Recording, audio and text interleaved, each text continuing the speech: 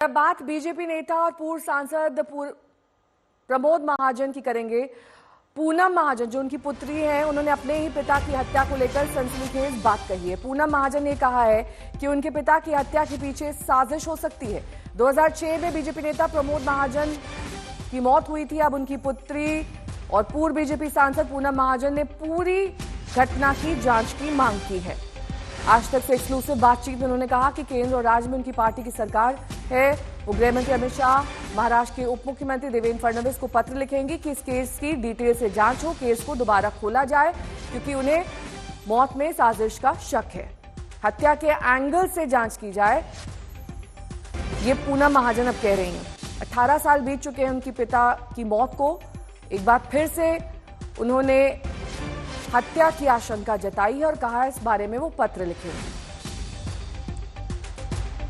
काहीतरी कारण आहे, त्याला राजकीय म्हटले नाही कधी, त्याच्या मागे काहीतरी असं मोठं कारण आहे की ते षडयंत्र हिशोबाने तसं दिसतं।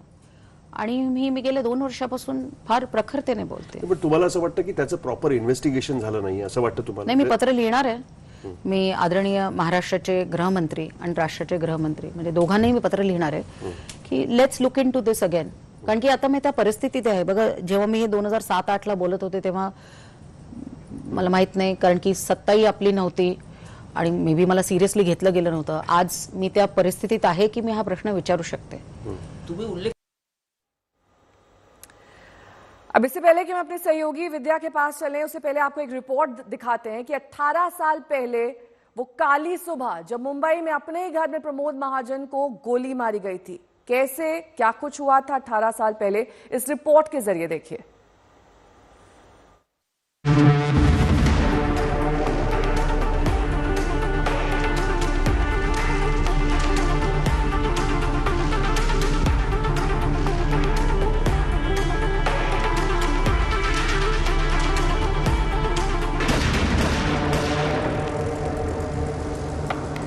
अठारह साल पहले 22 अप्रैल 2006 की वो काली सुबह, वक्त करीब 7:30 बजे का था।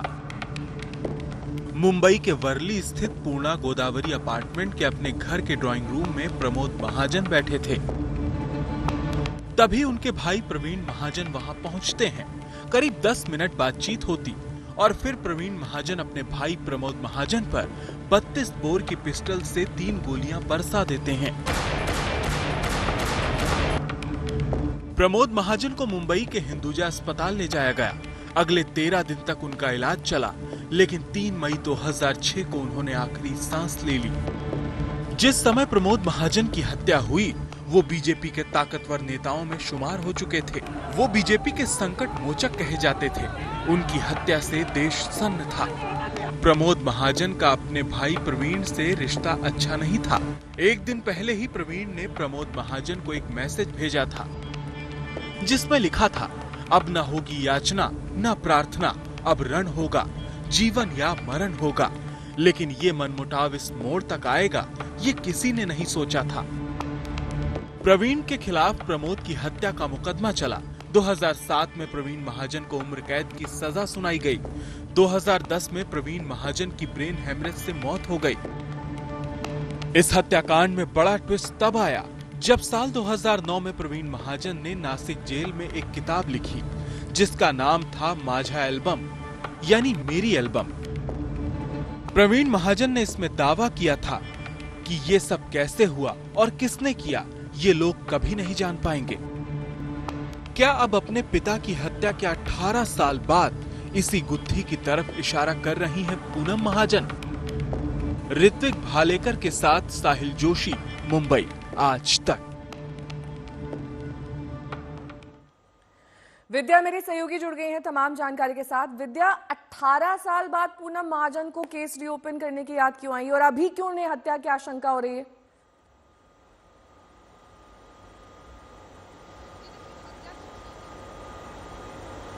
था 2006 में यह हत्या, फुल फ्लेज ट्रायल चला था। 2006 में यह हत्या हुई थी। उसके बाद 2007 के अंत में, यानी तकरीबन 1.5 साल के अंतराल के बाद, पूरे फुल फ्लेज ट्रायल के बाद लाइफ सेंटेंस का, आजीवन कारावास का सजा मिला था प्रवीण महाजन को। तकरीबन कई सालों जेल में गुजारने के बाद वो जब बाहर आए थे, तब ब्रेन हैमरेज अचानक होने से उनकी मौत हुई थी। लेकिन इस पूरे मामले में आखिर वजह क्या थी? लोग बार बार यही कहते थे कि ये आपसी पारिवारिक मतभेद की वजह से ये मर्डर हुआ था, लेकिन आखिर हुआ क्यों था? क्या इसमें किसी और के इन्वॉल्वमेंट की बात आई थी? ये कभी खुलासा इसका नहीं हुआ था।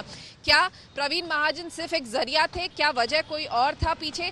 ये सारी बातें बार बार लोगों को अटक रही थी, और इसकी वजह से वो जो अब जाके 18 साल बाद, हालांकि वो पहले भी एमपी जब रही थी तभी वो पूनम महाजन ये इस मुद्दे को उठा सकती थी, लेकिन अभी तक उन्होंने इसको नहीं उठाया। लेकिन अब जाके अचानक वो कह रही हैं कि देयर इज ए कॉन्स्पिरेसी, कोई है इसमें, षड्यंत्र है और उसकी जांच होनी चाहिए। तो हत्या तो है, ये तो अदालत भी मान चुका है, ये होमिसाइड का केस था और इसके बाद आजीवन कारावास की सजा मिली थी।